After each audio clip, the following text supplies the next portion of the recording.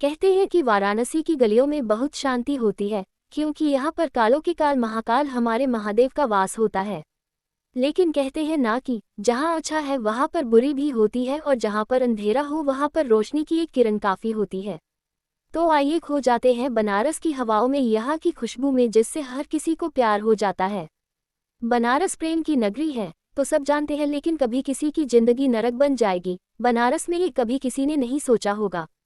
कहते हैं कि बनारस में सबको एक सच्चा साथी मिलता है, लेकिन ये कहानी एक मासूम सी लड़की जो कि यहीं पे फंस जाती है एक शैतान के चंगुल में। नंदिनी जो कि 20 साल की एक विधवा है और अपने ससुराल वालों के ताने और उनकी क्रूरता सहते हुए अपनी मुश्किल सी जिंदगी को आसान करने की कोशिश कर रही थी, जो सिर्फ शिव जी से ही अपनी बात कहती थी। तो आइए जानते हैं कि कैसे फंसी नंदिनी एक शैतान के चंगुल में। उज्जैन एक बड़ा से विला में 3 औरत और 2 आदमी बैठे हुए थे और उनके सामने 5 पंडित बैठे हुए थे। देखने से ऐसा लग रहा था कि वो सब बहुत बड़े महापुरुष हैं। वो सब एक कुंडली देख रहे थे और बहुत परेशान लग रहे थे।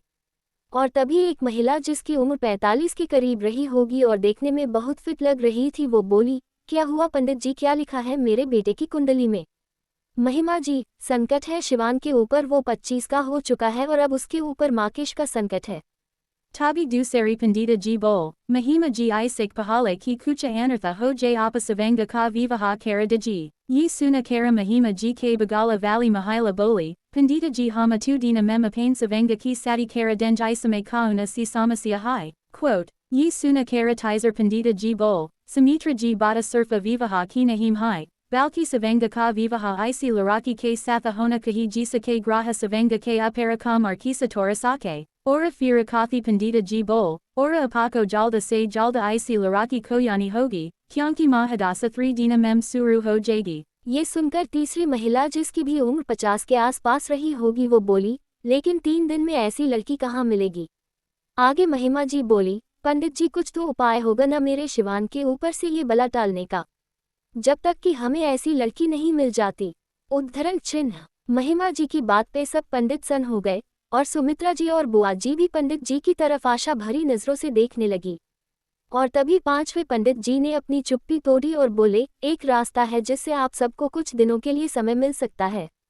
Saba Eka Satha Bol, Isaac Yahai Mahaguru, Mahaguru Bol, Kalo K Kala Mahakala Eka Vaha Hai Jo Kala Ko Mita Socket Hai, Eka Vaha Hai Jo Nyati Ko Badala Socket Hayam, Apa Saba Markandaya Mahadeva Lajay Ora Maham Tunjaya Yajna Kurai, Ora Baki Saba Mahadeva Para Chota Diji, Yi Suna Kara Mahima Ji Boli, Jaza Apa Kahi Mahaguru. Fira Mahima Ji Ne Eka Adami Ko Bulaya Ora Kucha Isara Kia Ora Vo Adami Eka Thala Mem Ela Lala Kapare Se Kucha Daka Kala Aya, Fira Samitra Ji Yuthi Ora Mahaguru Ko Daksina Dia, Ora Fira Mahaguru Ke Satha Anek Sisya Kale Gai। सबके जाने के बाद बुआ जी बोली, लेकिन शिवान को मनाएगा कौन, क्योंकि अपना बिजनेस छोड़कर तो वो जाने वाला नहीं है। महिमा जी फुल कॉन्फिडेंस में बोली, वो जाएगा, जरूर जाएगा, बात महादेव की है। हम ये नहीं कहेंगे न कि हम उसके लिए भेज रहे हैं, हम ये बोलेंगे कि हमारी बहुत अच्छी जमीन है वहाँ पर, तो शिवांग उसे देख भी ले और जब जा रहा है तो पूजा भी कर ले। वैसे भी बिजनेस के पहले और बाद महादेव ही है जो उसे प्यारे है। और तभी सुमित्रा जी बोली, लेकिन अभी मैंने कॉल किया था, वो ऑफिस में तो है नहीं, तो कहाँ है शिवांग? महिमा जी मुस्कुरा कर बोली, वही जहाँ पर उसके महादेव है, उज्जैन महाकालेश्वर मंदिर। बहुत सारे लोग मंदिर के बाहर खड़े होकर इंतजार कर रहे थे कि कब उन्हें दर्शन मिलेगा, क्योंकि मंदिर के चारों तरफ गार्ड्स अपने हाथों में बंदूक लेकर खड़े थे और मंदिर में हवन चल रहा था। श्वेत पायजामा पहनकर, श्वेत गमछा अपने गले में डालकर, कोई हाथ जोड़कर शिव जी के सामने हवन में बैठा था और आहुति दे रहा था।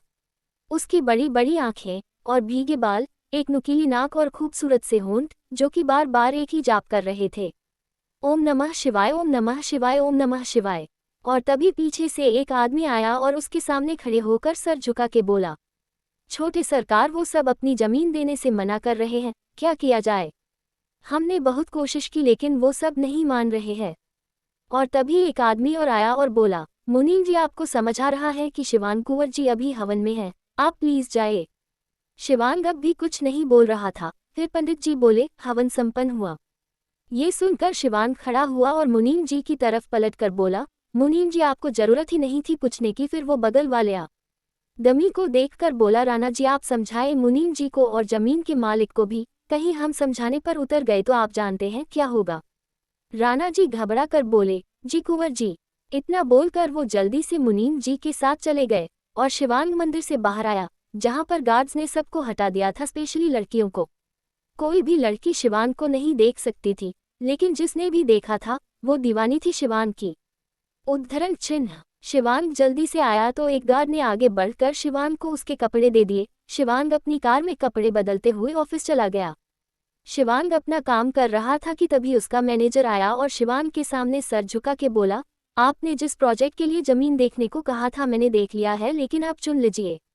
इतना बोलकर उसने शिवांग के सामने एक फाइल रख दी। शिवांग फाइल में लैंड देखते हुए बोला, हमें ये लैंड पसंद है और ये प्रोजेक्ट यहाँ से ही होगा, इट्स फाइनल।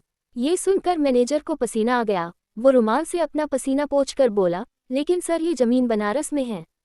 ये सुनकर शिवांग के सामने एक धुंधली सी यादें आ गई। बनारस का घाट। शिवांग किसी के पीछे जा रहा था। कोई लड़की जिसने पीले रंग का अनारकली सूट पहना था और उसके बाल लंबे थे। और शिवांग बोल रहा था, एक बार बात तो सुनो ना। कि तभी अचानक लड़की पलट गई और उसने एक तमाचा खींचकर शिवांग के गाल पर मार दिया। इधर शिवांग ये सोचकर अपने सेंस में आया और बोला, ले जाओ, इसे बनारस नहीं जाना है। ये सुनकर मैनेजर जल्दी से फाइल लेकर चला गया। उसके जाने के बाद शिवांग अपनी कुर्सी पर सर रख अपनी आंखें बंद करके बोला, नो कभी नहीं, हम नहीं याद करेंगे वो पल। आखिर क्यों नहीं जाना चाहता शिवांग बनारस? कौन सी यादें दफन है शिवांग के सीने में? क्या करेंगे महिमा जी शिवांग को बनारस भेजने के लिए?